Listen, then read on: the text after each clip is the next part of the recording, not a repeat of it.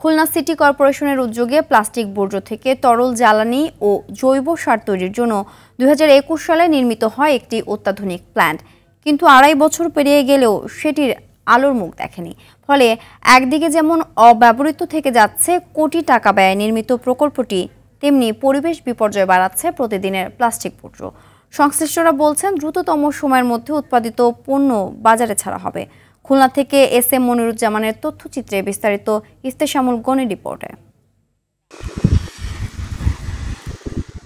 2021 সালের ডিসেম্বরে প্রায় 10 কোটি টাকা ব্যয়ে খুলনা সিটি কর্পোরেশনের অর্থায়নে নির্মিত হয় এই প্লাস্টিক বর্জ্য রিসাইক্লিং প্ল্যান্ট। প্রতিদিন লক্ষ্য ছিল প্রায় 35 টন প্লাস্টিক বর্জ্য দিয়ে তরল জ্বালানি ও জৈব সার তৈরির। প্রথম দিকে পরীক্ষামূলকভাবে কিছুদিন চালু থাকলেও এখন পুরোপুরি বন্ধ। নেই নিয়মিত রক্ষণাবেক্ষণ, নেই জনবল। অথচ প্রতিদিনই শহরের রাস্তাঘাট, খাল ও খোলা স্থানে ফেলা হচ্ছে প্লাস্টিক বর্জ্য। 2-1.5 মাস হয়েছে আমরা কাজ শুরু করেছি, এখন তো আমরা মার্কেটে উঠিনি। দীর্ঘদিন এই প্ল্যান্টটা বন্ধ আছে।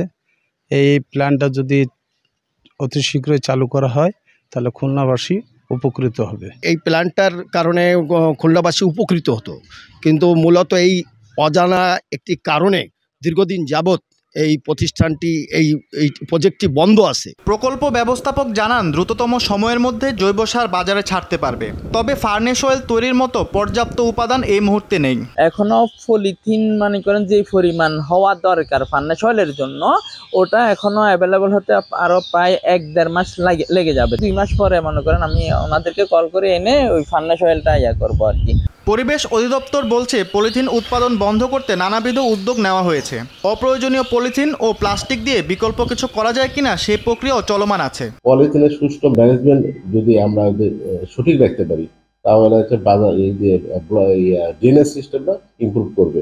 খুলনার বর্জ্য ব্যবস্থাপনায় পরিবেশ বান্ধব সমাধানের আশা জাগিয়েও থেমে গেছে এই প্ল্যান্ট। এখন দেখার বিষয় কবে সচল হয় এই প্রকল্প, আর নগরবাসী পায় প্রতিশ্রুত পরিষ্কার ও দূষণমুক্ত শহর। ইফতেশামুল গনি, RTV।